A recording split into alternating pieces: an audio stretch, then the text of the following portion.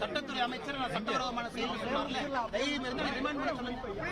முதலமைச்சர் மு.க. ஸ்டாலின் அவர்களை A1 குற்றவாளியாக வர வேண்டும் என்று சொல்லியிருக்கிற இந்த வழக்கில் அரசு பண்ண சொல்லுங்க. சட்டத்துறை அமைச்சர் தான் சட்ட கையில தான் வச்சிருக்காரு. நான் பயந்துட்டு ஐயோ ரகுபதி நான் பயந்துட்டேன், நான் சொன்னது பொய்ன்னு சொல்ல போறேன் கிடையாது. நான் சொன்னதிலே நான் தெளிவாக இருக்கின்றேன். காரணம், குற்றவாளிய ஹார்பர் பண்றாங்க, செந்தில் பாலாஜிய ப்ரொடெக்ட் பண்றாங்க. சிறைக்கு போனதுக்கு அப்புறம் திரும்ப அதே பதவி கொடுக்கிறாங்க.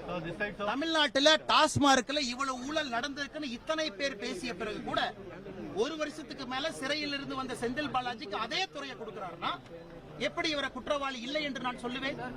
ஹார்பரிங் கிரிமினல் கூட இருக்காரு. முதலமைச்சருக்கு அது இது இல்லையா? இன்னைக்கு உச்சநீதிமன்றமே கேள்வி கேட்கிறாங்க, அமைச்சரை பார்த்து தார்மீக அடிப்படையில நீங்க அமைச்சரா கன்டினியூ பண்ணுமான்னு கேட்கிறாங்க. இந்த அடிப்படையில முதல் குற்றவாளின்னு சொல்றேன். ஏன்னா எனக்கு என்னுடைய மூளைக்கு எட்டின வரைக்கும், என்னுடைய கருத்து சுதந்திரத்துக்கு எட்டின வரைக்கும் எனக்கு தெளிவா தெரியுது சிஎம் இஸ் இன்வால்வ்.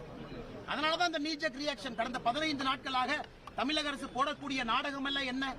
டாஸ்மார்க்ல முதலமைச்சர் இன்வால்வ் ஆயிருக்காரு. யாங்க செந்தில் பாலாஜி மேல போக போறாங்க. எங்களை பொறுத்தவரை முதல் குற்றவாளி மு.க. ஸ்டாலின். நாடகம் ஆடுறதை விட்டுட்டு மேல் நடவடிக்கை எடுங்கன்னு டிவிக்கு அறிக்கை விட்டுருக்காங்க. இந்த டாஸ்மாக் விவகாரத்துல டிவிக்கு முதல்ல வர சொல்லுங்க. ஸ்கூல் பசங்க மாதிரி உட்கார்ந்து பாலிடிக்ஸ் பண்றாங்க. டிவிக்கு சினிமா ஷூட்டிங்ல அரசியல் பண்ணுவாங்க. டிவிக்கு சினிமா ஷூட்டிங் உட்கார்ந்து பாட்டு பாடிட்டு நடிகைகளோட இடுப்பை கிள்ளிக்கிட்டு அரசியல் பண்ணிட்டு இருக்காரு விஜய்.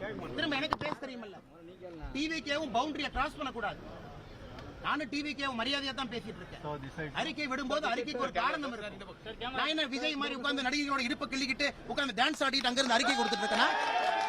நான் களத்திலிருந்து போராடி கொண்டிருக்கின்றேன், களத்திலிருந்து பேசுறேன். இது என்ன ஒர்க் ஃப்ரம் ஹோம் பாலிடிக்ஸா விஜய்க்கு? என்ன ஒர்க் ஃப்ரம் ஹோம் நாடகம் யாரு பண்றாங்க? யாரு விஜய்க்கு 50 வயசுல அரசியல் வரணும்னு தோணுச்சா? 30 வயசுல எங்க போனாரு? 50 வயசுல காலைல புத்தா எழுப்பி விட்டு நடிகர் விஜய் அரசியலுக்கு வர சொன்னாரா? விஜய் யாரோட பி டீம்? நாடகம் யாரு பண்றாங்க? பிஜேபி பண்ணதா விஜய் பண்றாரா? நாடகம் பண்ணுவது விஜய், நாடகம் பண்ணுவது டிவிக்கு. திராவிட முன்னேற்ற கழகத்தினுடைய பி டீம் தான் விஜய். இன்னைக்கு நான் ஆணித்தரமா உறுதியா சொல்றேன், தமிழக வெற்றி கழகத்தினுடைய நடவடிக்கையை பார்த்த பிறகு நான் சொல்றேன், திராவிட முன்னேற்ற கழகம் மறுபடியும் ஆட்சிக்கு வர வேண்டும் என்று ஆரம்பித்த சீக்ரெட் ப்ராஜெக்ட் தான் தமிழக வெற்றி கழகம் சகோதரர் விஜய். ஏன்னா வரம்பு மீறி அவர்கள் பேசும்பொழுது எனக்கும் பேச தெரியும். மரியாதை கொடுத்து மரியாதை வாங்கிக்க. சும்மா அந்த குசியானந்து உட்கார்ந்துட்டு அந்த அறிக்கை இருக்கலாம் கொடுக்கூடாது. நீ எல்லாம் ஒர்க் ஃப்ரம் ஹோம் பாலிடிக்ஸ் பண்ணிட்டு இருக்க. களத்துக்கு வா. அப்படியே படாம அப்படியே உட்கார்ந்து ஆக்டிங் பண்ற இடத்துல இருந்து அறிக்கை டைப் அடிச்சு உனக்கு என்ன தெரியும் மக்கள் கஷ்டத்தை பத்தி? சிகரெட் குடிப்ப, மூவில ட்ரிங்க்ஸ் அடிப்ப, இதெல்லாம் பண்ணிட்டு டாஸ்மார்க் பத்தி பேசுறதுக்கு விஜய்க்கு யார் உரிமை கொடுத்தா? மாஸ்டர் படத்துல விஜயோட கேரக்டர் என்ன? சும்மா ஒரு குல்லாவை போட்டுட்டு நான் வந்து மைனாரிட்டி பக்கம் இருக்கேன்னு ஒரு நாள் வந்து இஃப்தார் வச்சுட்டு எல்லாம் வந்துருமானே?